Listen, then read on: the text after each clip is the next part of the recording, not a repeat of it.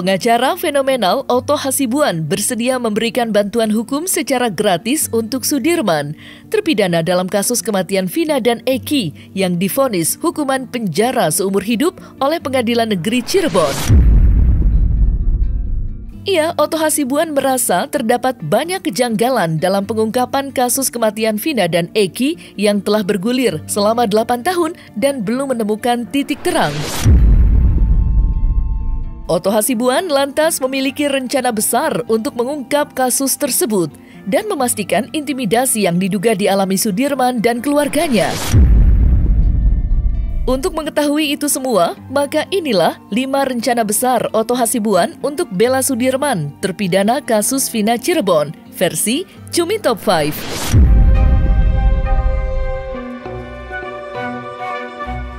Keluarga serta kuasa hukum Sudirman terpidana dalam kasus kematian Vina dan Eki di Cirebon pada tahun 2016 lalu menemui Otto Hasibuan untuk meminta perlindungan hukum kepada Dewan Pimpinan Nasional Perhimpunan Advokat Indonesia atau DPN Peradi pada Jumat 7 Juni 2024 lalu. Kakak Sudirman yaitu Beni mengaku mendapat intimidasi dari oknum yang mengaku dari pihak kepolisian untuk mencabut kuasa Titin Prilianti sebagai kuasa hukum Sudirman. Merasa membutuhkan perlindungan, keluarga Sudirman yang didampingi oleh kuasa hukum Sudirman, Titin Prilianti, akhirnya tak segan meminta bantuan hukum kepada Otto Hasibuan. Lantas, seperti apa kronologi intimidasi yang dialami keluarga Sudirman? Dan seperti apa respon Otto Hasibuan atas perhatian yang diminta keluarga Sudirman? Keluarga Sudirman didatangi oleh polisi, akan dibawa ke Polda tanpa surat apa-apa. Dan ini langkah saya sebetulnya berat. Kalau saya masuk ke ini, saya khawatir kalau ini informasinya penyidikan, saya khawatir dianggap menghalangi penyelidikan. Malam Jumat saya itu didatengin polisi ke rumah saya ke orang tua saya.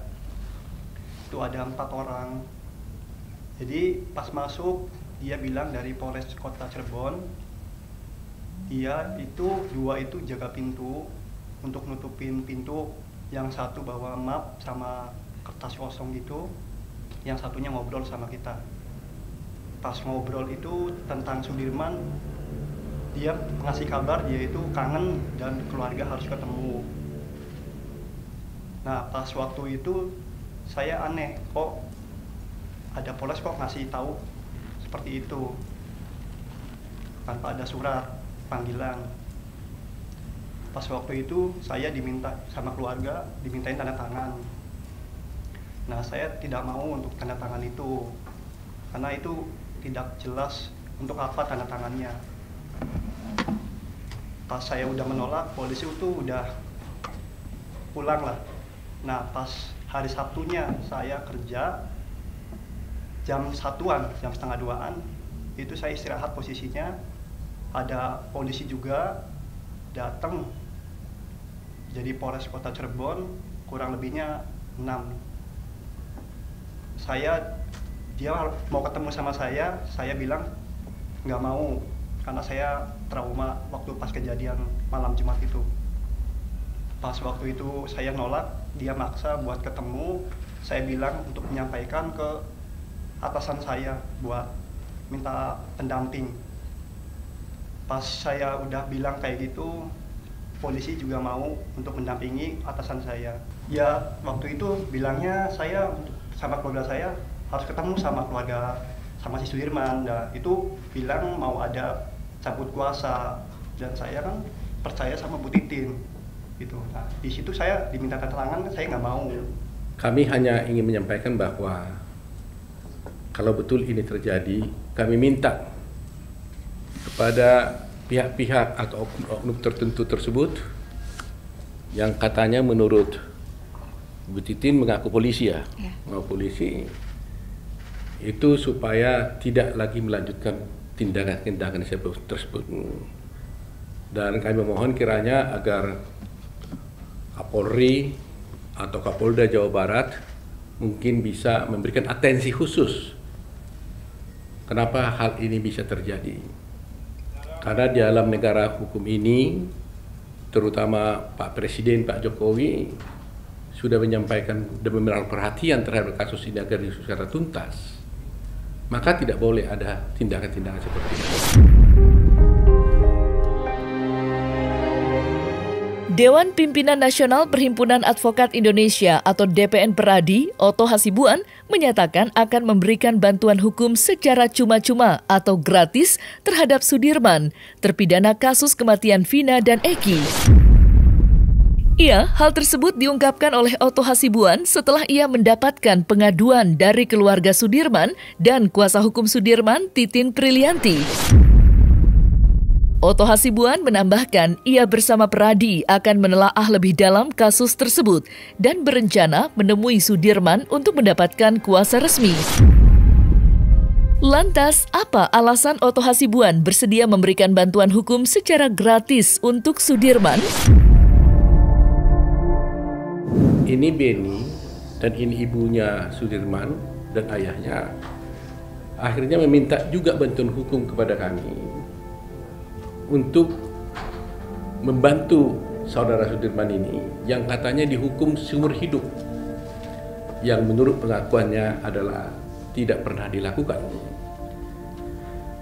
Nah, terus terang aja juga ini saya jadi terikat di kasusnya Jessica Wongso nih, ya, di mana kami sendiri sekarang ini sedang mempersiapkan untuk PK juga terhadap Jessica Wongso. Tadi sudah saya katakan kepada keluarga, kepada Beni dan juga kepada ibunya dan ayahnya. Karena Peradi ini adalah memang suatu organisasi yang juga punya PBH, punya pusat bantuan hukum Peradi yang memberikan bantuan hukum cuma-cuma, di mana kami ada di seluruh 160 cabang di seluruh Indonesia. Maka seyogianya kami akan memberikan bantuan hukum cuma-cuma kepada Sudirman. Dengan catatan, yang harus memberikan kuasa itu tentunya adalah harus Sudirman. Meski telah bersedia memberikan bantuan hukum secara gratis untuk Sudirman, Otto Hasibuan mengungkapkan bahwa ia belum memiliki kuasa resmi sebelum bertemu dan diutus langsung oleh Sudirman. Dalam pertemuan dengan pihak keluarga dan kuasa hukum Sudirman, Otto Hasibuan sempat menanyakan keberadaan Sudirman. Namun pihak keluarga belum mengetahui pasti karena kabarnya Sudirman sempat dibawa ke Polda Jabar untuk dimintai keterangan. Oleh karenanya, Otto Hasibuan bersama Peradi akan segera memastikan keberadaan Sudirman karena tidak bisa bertindak jauh ataupun membentuk tim tanpa kuasa resmi dari Sudirman. Kami akan coba mengeceknya, karena bagaimanapun kami tidak bisa bertindak lebih jauh untuk kepentingannya Sudirman kalau Sudirman sendiri tidak memberikan kuasa kepada Peradi. Sudirman sendiri sekarang di mana sih sebenarnya? Waktu itu terakhir tuh hari Kamis bilangnya ada di Polres Cirebon Kota, Pak. Yang bilang siapa itu? Itu polisi sih, Pak. Waktu itu pernah ke rumah. Kapan, di mana? Iya, waktu itu sebelum Lebaran sih. Sambil kita cari juga sebenarnya di mana ini Sudirman. Karena dia sendiri nggak bisa jawab, dia bilang di Polres. Saya pikir kalau di Polres dia kan tahanan, mestinya kan di lapas kan, karena kan dia udah dihukum. Nah, tapi kita prosedurnya tetap pergi ke lapas lah. Mudah-mudahan ada di lapas. Siapa tahu mereka keliru kan, namanya orang awam kan nggak ngerti kan, nggak bisa membedakan. Kami tetap harus pergi ke lapas bertanya dia di mana Sudirman ini sebenarnya. Kami masih punya keyakinan mestinya teoritis dia harus di lapas gitu loh. Kalaupun dia mau di Bon, mestinya di Bonnya kan nggak perlu harus pindah tempat kan. Masa berhari-hari di Bon rumahnya kan, cukup 1 hari periksa kan selesai.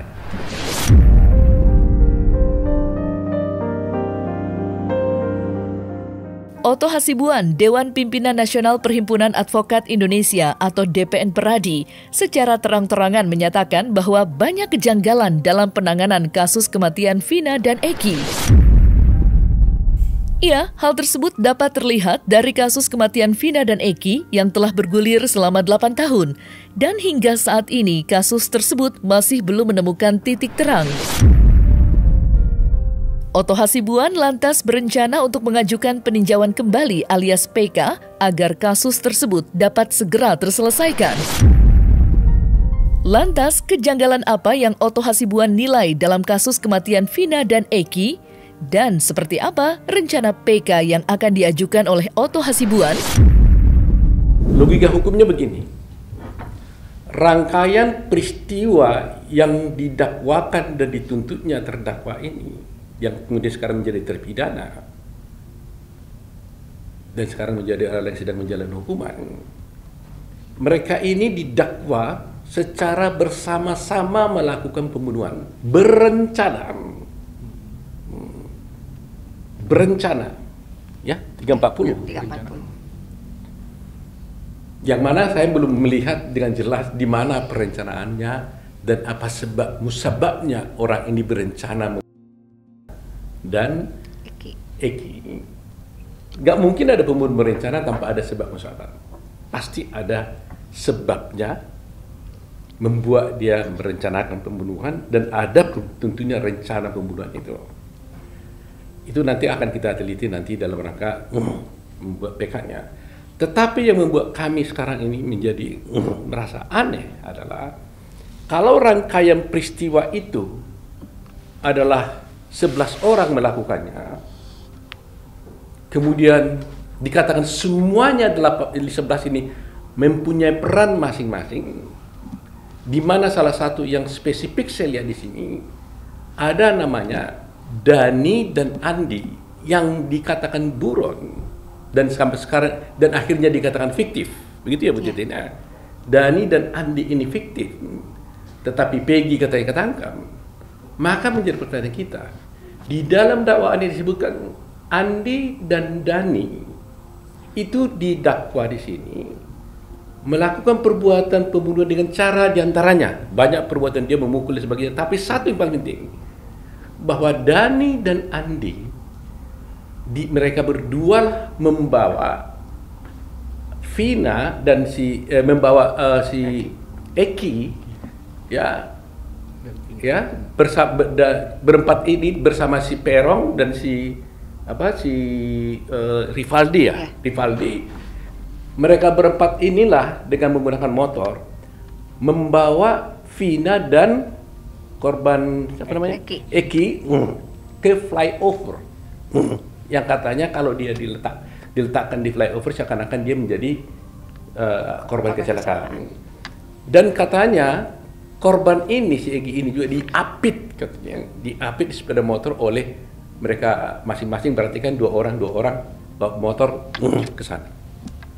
Pertanyaannya, kalau di dakwaan dan dia dihukum untuk gara-gara dia mengikut pembunuhan dan diantaranya perannya dia membawa korban ini dari tempat kejadian ke flyover, dan sekarang pihak penyidik mengatakan bahwa Dani dan Andi itu adalah fiktif, berarti perkara ini berpotensi fiktif dong. Lantas siapa yang membawa si korban ini sesungguhnya dari flyover, dari tempat kejadian ke flyover? Sedangkan di dalam dakwaan ini perkara ini kan Dani disebutkan dan Andi ikut. Oke, kalau yang lain itu Rivaldi dan Perong ada ketangkap orangnya. Tapi kalau dua ini betul fiktif, berarti cerita di dalam dakwaan ini kita berduga adalah fiktif. Karena katanya di sini mereka lah yang membawa mayat itu dari tempat kejadian ke flyover. Nah kalau dari nggak ada, bagaimana caranya mayat ini pindah ke flyover? Kalau itu dua orang itu fiktif. Nah, kalau betul itu dan Andi fiktif, maka berarti cerita yang dalam cerita dakwaan ini pun adalah kita duga adalah fiktif. Nah kalau ini diduga fiktif, berarti ini perkara ini juga kita duga menjadi fiktif pun. Karena ada peran orang membawa mayat dari suatu tempat ke sana, dituduh dikandungkan oleh Andi dan Dani, tapi ternyata orang itu nggak ada. Bagaimana ini bisa terjadi? Merasa banyak kejanggalan dalam kasus kematian Vina dan Eki, secara terang-terangan Otto Hasibuan menyatakan bahwa ia bersama Peradi akan menelisik lebih dalam mengenai keterangan tersangka yang sempat menjadi blunder, lantaran kerap berubah-ubah ataupun berbeda dengan dakwaan dan putusan pengadilan. Lantas, seperti apa langkah Otto Hasibuan dalam menelisik keterangan tersangka kasus kematian Vina dan Eki tersebut? Nah, sekarang 8 ini ceritanya kayak apa? Nah, kalau 8 orang ini mengatakan Peggy nggak ikut, ya nggak mungkin lagi dong si Peggy kena. Pertanyaannya sekali, bagaimana supaya kita bisa dapatkan keterangan yang benar dari yang 8 orang ini? Ini persoalannya kan begini. Bisa nggak kita bisa dengarkan sesungguhnya 8 orang yang bercerita yang sebenarnya? Kan ini menjadi soal titik kan mengatakan begitu. Karena mereka tadi tunjuk kepada saya gambar-gambar dipukuli, katanya ada gambar sampai hancur-hancuran kan. Nah ini kan peristiwa yang sudah lama. Nah ini harus dilihat. Mau nggak kepolisian memeriksa orang ini ya supaya didampingi para pengacaranya? Kan pasti ada pengacara mereka kan? Saya nggak tahu. Pasti Peggy sudah pengacara, yang lain punya pengacara. Itu harus Peggy ini harus memberikan keterangan didampingi oleh pengacara.